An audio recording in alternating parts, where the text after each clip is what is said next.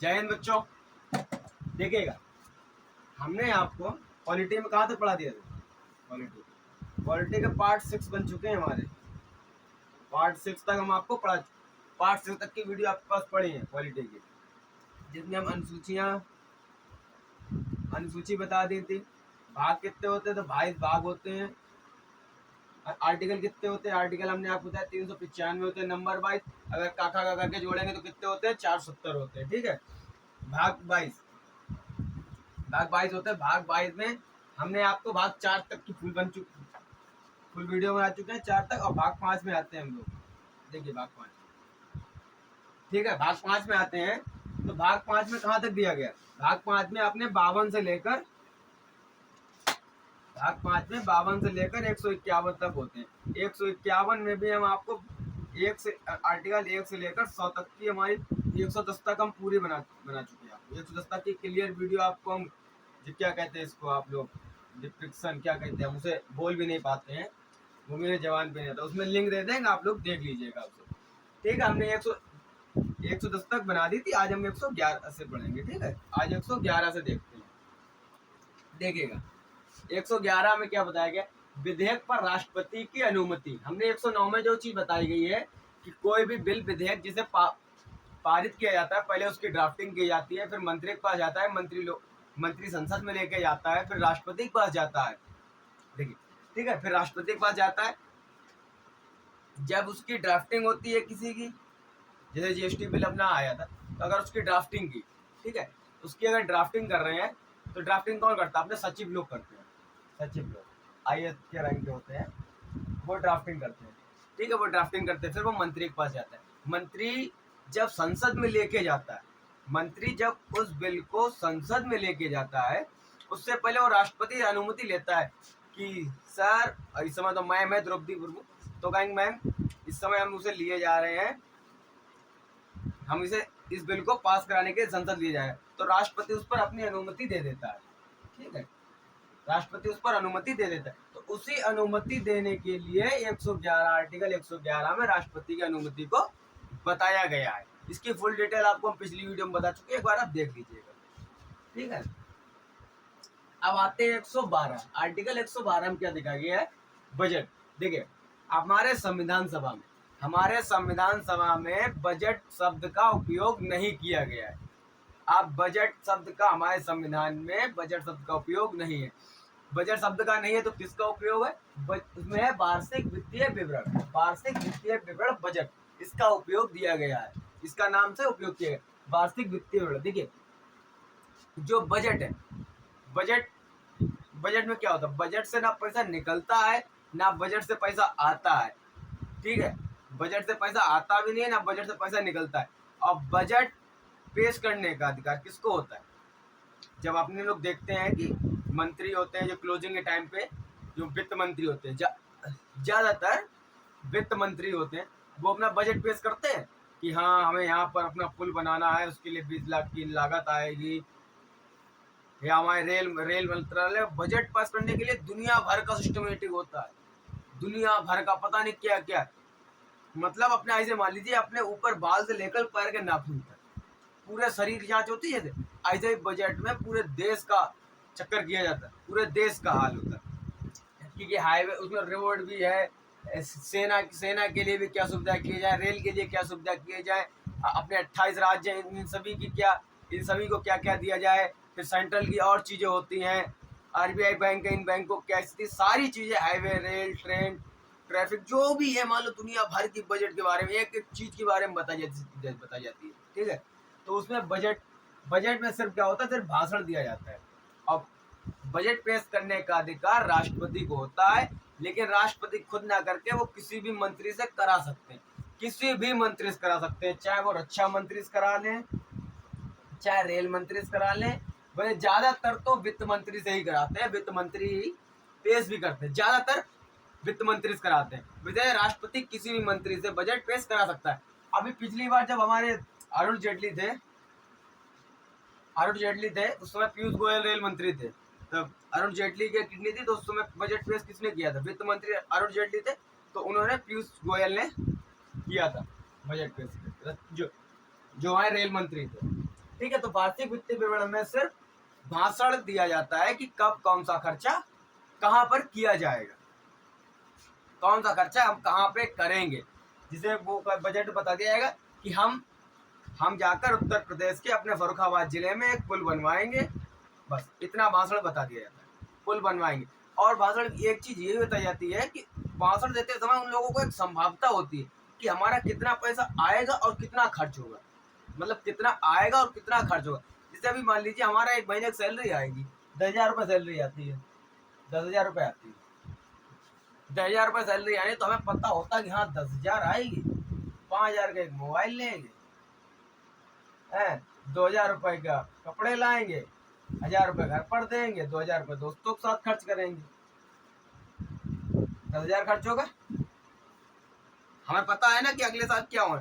तो यही सरकार भी अपना एक अनुमान लगाती है कि हमारा कहाँ कहाँ से कितना पैसा आएगा, मतलब कहाँ से आएगा। सरकार के पास कितना टैक्स, सरकार के पास आने के लिए टैक्स होता है, टैक्स आने की सुविधा होती है, रेल है, वायुसेना है, वायुसेना कर है, वायुयान, वायुयान, एयर इंडिया है, काफी चीजें हैं रेलवे सेंटर के पास कि उसका पैसा कहाँ से आ सकता है, पोस्ट ऑफिस से आएगा, कहाँ से कितना आएगा, और फिर वहां से कितना खर्च होगा, कितना खर्च होगा, मतलब खर्च में लिए कहाँ खर्च किया जाएगा और कहाँ से आएगा। यही बताने के लिए वार्षिक वित्तीय विवरण में, बजट में इसी की चर्चा की जाती है, हमारा पैसा कहाँ से आएगा और कितना हमारा खर्च किया जाएगा। ठीक है, अब इसको समझ गए। अब देखिए ये नीचे क्या दिया गया, प्राकलन, देखिएगा प्राकलन दिया गया। प्राकलन में क्या दिया, प्राकलन में सभी खर्चों का आकलन किया जाता है, सभी खर्चों का आकलन किया जाता है। अब ऐसे ही मान लीजिए कि हमें 10,000 रुपये भी आपको बता दी सैलरी आ रही 10,000, तो हमने भी आकलन किया ना, हमने आपको बताया आकलन किया कि 5,000 का हमारा मोबाइल आएगा, आकलन है, कोई कंफर्म नहीं है, कंफर्म नहीं है, हो सकता मोबाइल हमारा 4900 में आ जाए, हो सकता है 5100 में आ जाए, आकलन है कि हमारा इसी के करीब रहेगा, इसी के करीब रहेगा, इससे हमारा ऊपर नहीं जा सकता, ऊपर नीचे थोड़ा बहुत आकलन में, इतने में लगभग फर्क रहेगा। तो यही प्राकलन में क्या बताया गया कि जैसे किसी सरकार ने बता दिया गया, जिसे आकलन में क्या बताया, जिसे मानिएगा आपने एक रोड बननी है, ये रोड हाईवे बनना है, हाईवे बनना है, ठीक है, ये हाईवे बनना है, तो 10 किलोमीटर का हाईवे है, मान लीजिए 10 किलोमीटर का हाईवे बनना है, तो जो सड़क मंत्री होते हैं, परिवहन मंत्री, वो बताएंगे 10 किलोमीटर में हमारा 20 करोड़ रुपया खर्च आएगा, ठीक है, 20 करोड़ रुपए का खर्च आएगा। तो ये क्या हुआ, एक आकलन। अब रेल मंत्री से पूछा जाएगा भाई तुम्हें क्या, वो कहेंगे हमें भी एक मेट्रो लगानी है, एक जगह मेट्रो चलानी है, हमें भी 20 करोड़ चाहिए, 50 करोड़ चाहिए, 50 करोड़। अब फिर सेना को भी देना है, हथियार लेके देने। रेल मंत्री कहेंगे हमें एक और रेलवे की लाइन बिछानी है। ऊर्जा मंत्री कहेंगे हमें बिजली अंडरग्राउंड करनी है, तो हमें इतना चाहिए, हमें 100 करोड़ चाहिए। सभी मंत्रियों की अलग अलग मांगे होती हैं, जो अलग अलग में होते हैं। रेल मंत्री अलग अपना, रेल मंत्री होगा तो रेल मंत्री का डिपार्टमेंट दिखता है, तो आप लोग तो समझते ही हैं, ठीक है। सभी मंत्री लोग इन लोगों का आकलन करेंगे, आकलन करके बताते हैं कि हाँ हमारा इतना रुपए यहाँ पर खर्च होगा, तो उसका आकलन करने को ही हम लोग क्या कहते हैं, प्राकलन, प्राकलन कहते हैं। और देखिए, ठीक है, आप जैसे मानिए, अब इसके बाद क्या आता है, विनियोग विधेयक, इसके पारित होने के बाद ही धन निकलता है। अब जैसे पता चला बजट में आपने बता दिया है, बजट में बता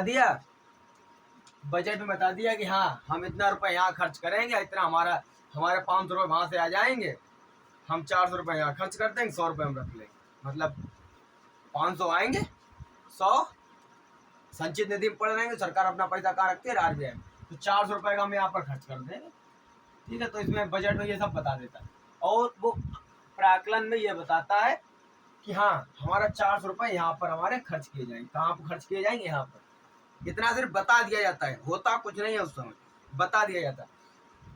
फिर आता है विनियोग विधेयक।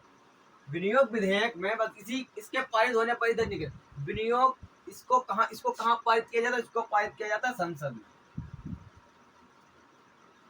इसको संसद में पारित किया जाता है। इसको संसद में पारित किया जाता है। देखिएगा ध्यान, इसके पारित होने के बाद ही धन निकलता है। अब यहाँ पर आकलन कर दिया, यहाँ पर आकलन कर दिया, अब जाकर वहां पर इसे पारित करना पड़ेगा संसद में कि हाँ हमारा 100 करोड़ रुपए का ये था, और जितने रुपए इसमें प्राकलन में पारित किया उतना ही पैसा निकलता है। जितना रुपए इसमें आकलन किया जाएगा उतना ही पैसा इसमें आपको निकलेगा।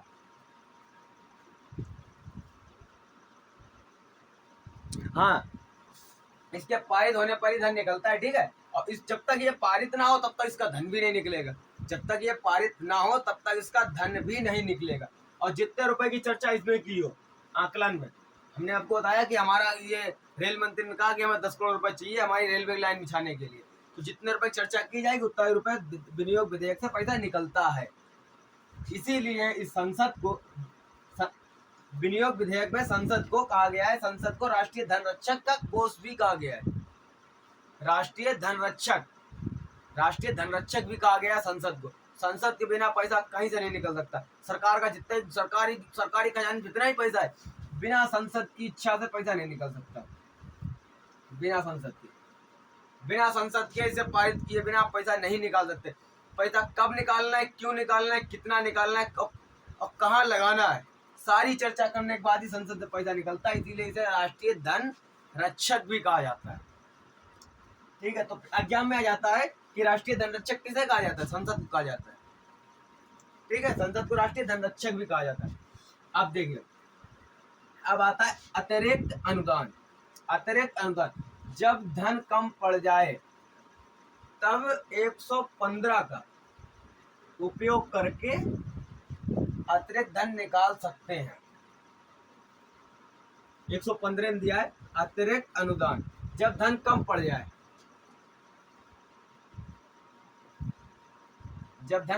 ठीक है। अब जैसे मान लीजिए किसी में कोई सड़क बनाने के लिए उन्होंने 200 करोड़ रुपए लिए थे। अभी रेल मंत्री ने, मान लीजिए रेल मंत्रालय ने 50 करोड़ रुपए लिए थे कि हमें अपनी रेलवे लाइन इतने हम बिछा देंगे, अपनी रेलवे लाइन हम इतने में बिछा देंगे, रेलवे लाइन बिछा देंगे, लेकिन वो नहीं बिछा पाए। 50 करोड़ की बात की थी उन्होंने, और उन्होंने कितने रुपए खर्च हो गए, 60 करोड़ रुपए लग रहे, काम रुक गया। तब इसके लिए जब धन कम पड़ जाता है तब अतिरिक्त अनुदान के तहत अतिरिक्त धन निकाल सकते हैं, लेकिन संसद की मर्जी से। अब ऐसे देखिए, अब कोई 2000 ले लीजिए, अब 2005 में कोई पुल बनना शुरू हुआ, कोई पुल बन रहा था, और वो 2003 तक बन रहा, 2010 तक, 2015 तक बना रहे हैं, ठीक है। 2015 तक पुल बना रहे हैं और नहीं बन पाया। अब जो रेट उन्होंने 2005 में किस हिसाब से निकाला हुआ पैसा कि 10 किलोमीटर बनाने में हमारा पुल में खर्च आ रहा है, अभी देखिए मोटा मोटा मान लीजिए, जो भी हम 10 किलोमीटर पुल बनाने में जैसे मान लीजिए 100 रुपए खर्च आ रहा है 2005 के हिसाब से। 100 रुपए नहीं आता करोड़ों में, जैसे एग्जाम्पल के तौर पर समझ लीजिए 2005 में पुल बनाने में 10 किलोमीटर पुल बनाने में 100 रुपए खर्च आ रहा है। अब आप ये उम्मीद लगाइए कि 2005 में जो खर्च आ रहा था, क्या 2015 में वही खर्च आएगा? 2015 में तो बढ़ेगा ना, 2015 में बढ़ जाएगा। तो 2015 में लगभग कुछ भी मानिए तो जो चीज 100 में हो रही थी 10 साल बाद 120 में तो होगी, इससे कम में नहीं होगी। 120, 30, 110 में भी होती है, 120 मान लीजिए। जब 120 में हो रही ये 10 किलोमीटर का पुल, पहले 2005 में 100 रुपए में बन रहा था, अब 120 में बन रहा है। पहले कितने में बन रहा था? 100 में, अब बन रहा है 120 रुपए में। अब जो 20 रुपए बढ़े हैं ये कहाँ से आएंगे? तो ये अतिरिक्त अनुदान के तहत निकाल लिए जाते हैं। तो कौन निकालता है? प्रधानमंत्री। प्रधानमंत्री की सलाह पर इसको पैसे निकाल सकते हैं। संसद का ही एक अंग होता है प्रधानमंत्री, ठीक। अब देखिए, इसमें भी एक कहानी फंसती है, इसमें भी एक छोटी सी कहानी फंस जाती है। वो कौन फंसता है? विपक्षी। जिसके पास सरकार है, सरकार तो पूरा ये संसद चलाई रही है, और जो विपक्षी होते हैं, अब जैसे मानिए विपक्षी क्या करते हैं, अब उनका पता है 120 खर्च हो रहा है, उन्होंने एक्स्ट्रा धन तो निकल ही रहा है, हम और डाल दें। उन्होंने बताया कि हमारा 20 रुपए कम पड़ रहा, उन्होंने बताया 20 रुपए कम पड़ रहा, 20 रुपए कम पड़ रहा, उन्होंने अपने दिमाग लगाया 20 रुपए, उन्होंने कह दिया नहीं 40 पड़ेगा कम, उन्होंने 40 रुपए संसद से निकाल लिए अब 20 लगा दिए, 20 जेब में रख दिए।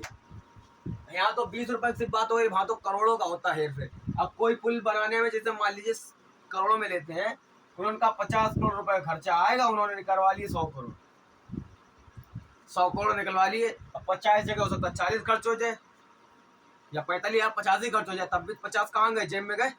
इसी के लिए, इसके लिए क्या करते हैं, विपक्षी बहुत होशियार होता है, क्योंकि विपक्षी को पता है, वो भी एक ना एक दिन सरकार में रहा होगा, तो विपक्षी को पता है कि कैसा पैसा कहाँ से कहाँ जाता है और कैसे काम में लगाया जाता है।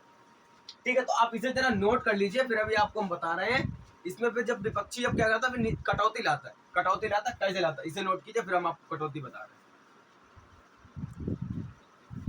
देखिएगा, कटौती कितने प्रकार की होती है। कटौती प्रस्ताव कौन लाता है, तो कटौती प्रस्ताव विपक्ष द्वारा लाया जाता है। कटौती प्रस्ताव किसके द्वारा लाया जाता है, तो कटौती प्रस्ताव विपक्ष के द्वारा जाता है। कटौती कितने तरीके से ला सकता है, कटौती विपक्ष तीन प्रकार की होती है, इस प्रकार लाता है। एक आती है अपनी नीतिगत कटौती। नीतिगत कटौती में बजट को अस्वीकार कर दिया जाता है। बजट को अस्वीकार कर दिया जाता है। देखिए प्रश्न, अब अगर सरकार ये कहे, जो विपक्षी लोग करते हैं, सरकार कहे हमको एक गांव में एक स्विमिंग पूल बनवाना है, या कि एक छोटे से गांव में हमें एक मेट्रो डलवानी है, रेल मंत्री के मेट्रो डलवानी है, तो फिर बजट अस्वीकार कर देते हैं। ये वहां पर मेट्रो डालने की क्या जरूरत है, जब वहां पर जरूरत नहीं, कौन सी नागरिक जाती है क्या डालने की जरूरत है, तो उस पर क्या करते हैं, बजट अस्वीकार कर दिया जाता है। लेकिन बजट अस्वीकार ये लोग कर नहीं पाते हैं। बजट अस्वीकार तब होता है जब इनके पास 50% प्लस इनके पास बहुमत हो। बहुमत किसके पास, पक्ष के पास होती है। अगर इनके पास 50+ बहुमत होगी तो ये सरकार ही ना बना लेंगे। तो इसलिए इन पर बजट नीतिगत कटौती होती है, जो इनका बजट अस्वीकार ही कर देते हैं। लेकिन अस्वीकार कर नहीं पाते, फिर वो मामला संजय बुझा के कि हाँ ऐसा नहीं, वहां पर कुछ और सुविधा खोल दो, हॉस्पिटल खोल दो, कुछ भी खोल दो, या मेट्रो यहाँ उठाकर किसी महानगर शहर में लगा दो, जहाँ पे सच में उसकी मेट्रो चीज की, जहाँ पे सच में जरूरत है, वो चीज को वहां पे लाया जाए। तो उस चीज के लिए ये लोग नीतिगत कटौती लाते हैं। नीतिगत कटौती अगर मान लीजिए किसी कारणवश से सफल हो गई, तो नीतिगत कटौती उनकी मान्य हो गई, तो वहां पर सिर्फ बजट अस्वीकार करके सिर्फ उन्हें 1 रुपया अनुदान दे दिया जाएगा। सिर्फ 1 रुपया अनुदान। 1 रुपया अनुदान कैसे, अब अगर उसने कहा था कि हमें यहाँ पर मेट्रो चलाने के लिए 100 करोड़ रुपए चाहिए, 100 करोड़ रुपए चाहिए। अब 100 करोड़ रुपए देने के लिए जो आदमी जहाँ पे 100 करोड़ मांग रहा है, आप उसे 1 रुपया देंगे, पैसा लगेगा, सिर्फ उसे 1 रुपया दे दिया जाएगा और उसका बजट अस्वीकार कर दिया जाएगा। ठीक है, उसका बजट अस्वीकार कर दिया जाएगा। अब देखिए इसमें क्या कहता है, अंतर्गत कटौती में। अंतर्गत कटौती में कहता है इसमें नॉर्मल रेट पे ले आया जाता है, नॉर्मल। विपक्षी भी कम होशियार थोड़े है, क्योंकि वो भी एक न एक बार सरकार में रहा है कि आप क्या चाह रहे हैं। अब अगर इन्होंने कहा था कि हमें ये वाला हाईवे बनवाना है, परिवहन मंत्री से ये हाईवे बनवाना है, इस हाईवे में उन्होंने बताया कि हमें 100 करोड़ रुपए खर्च आ रहा था। अब उन्होंने कहा नहीं, 100 नहीं, तो थोड़ा कम कर लो। तो संसद में पक्ष विपक्ष वार्तालाप होकर उन्होंने लाकर उन पर 80 करोड़ रुपए पे डन कर दिया, यहाँ 80 करोड़ रुपए में बना लो। तो 80 करोड़ में यहाँ पर विपक्ष लोग जो है, जितनी प्राकलन किया जाता है, जिस कार्य के लिए, जिस कार्य के लिए उसका प्राकलन किया जाता है, उसे कम कर देना, उसे कम कर दिया जाता है, तो उसे हम लोग अंतर्गत कटौती के तहत कम करें। ये तो लगभग हर आकलन में ये विपक्ष लगवाता है, हर आकलन में ये तो लगाता ही है, संसद में लगी जाता है। अब लगता नहीं लगता वो अलग की चीज। जैसे कटौती एक प्रकार से ये भी कटौती कर सकते हैं। और एक तीसरे प्रकार की होती है सांकेतिक कटौती। ठीक है, सांकेतिक कटौती में क्या वो लोग करते हैं, सांकेतिक कटौती में मना कर देते हैं, असहमति नहीं होती है संसद की, उसमें सहमति नहीं होती है कि हाँ आप वहां पर जा रहे हो पुल बनवाएंगे, तो उसमें हमारी सहमति नहीं। तो जिस कार्य के लिए संसद की सहमति ना हो, अगर वो भी कार्य किया जाए, तो उसमें उन्हें 100 रुपए काट दिया जाता है। 100 रुपए काट कर उनका बजट स्वीकार कर 100 रुपए काट कर बजट स्वीकार कर दिया जाता है, स्वीकार कर दिया जाता है। सांकेतिक कटौती में उनका 100 रुपए का बजट जो होगा वो स्वीकार, बजट काट लेंगे और उनका बजट स्वीकार करके उनको दे दिया जाएगा। 100 करोड़ रुपए का था, और 100 रुपए काट लेंगे उसमें से। 100 करोड़ रुपए काट ले सिर्फ उनके सांकेतिक तरफ से कि हम आपसे सहमत नहीं है, तो इसके इसलिए उनका 100 रुपए सिर्फ काट लिया जाता है। और देखिए ये कटौती हो गई 3 प्रकार की। फिर एक आती है गिलोटिन। बजट में गिलोटिन, गिलोटिन क्या होता है देखिए, जब बजट की प्रक्रिया लंबी पड़ जाती है, अभी जैसे अपने अगले साल चुनाव है 2024 का चुनाव है, ये मार्च अप्रैल साइड में ही होता है। अगर मार्च में अगर किसी भी बजट की प्रक्रिया चल रही है, संसद में विलम्ब हो रही है, प्रक्रिया चल रही है, यहाँ पर चुनाव आ गया, संसद का चुनाव आ गया, तो उसे क्या कहते हैं, गिलोटिन। जब बजट की प्रक्रिया लंबी हो जाती है, समय कम पड़ जाए तो बजट की चर्चा को रोककर मतदान कराना गिलोटिन कहलाता है। देखिए ध्यान सुनिएगा, जब बजट की प्रक्रिया लंबी हो जाती है, और समय कम पड़ जाए, समय का अभाव पड़ जाता है, जब समय कम पड़ जाता है तो समय का अभाव कहते हैं, समय का अभाव कम पड़ जाता है तो बजट की चर्चा को रोक दिया जाता है और मतदान करा दिया जाता है, उसे हम लोग कहते हैं गिलोटिन कहते हैं। इसका एक मुख्य उद्देश्य ये भी होता है, गिलोटिन का एक मुख्य उद्देश्य होता है कि जो मतदान में होने वाले विलम्ब को रोकना भी गिलोटिन कहलाता है, इसका मुख्य उद्देश्य ऐसा। ठीक है, आज आप लोग बजट तक खत्म हो गया। आर्टिकल हमने कितने तक बता दिया आपको, आर्टिकल 115 तक हो गए। ठीक है, आगे से कल 116 से आगे शुरुआत करें। आज के लिए बस इतना ही। जय हिंद।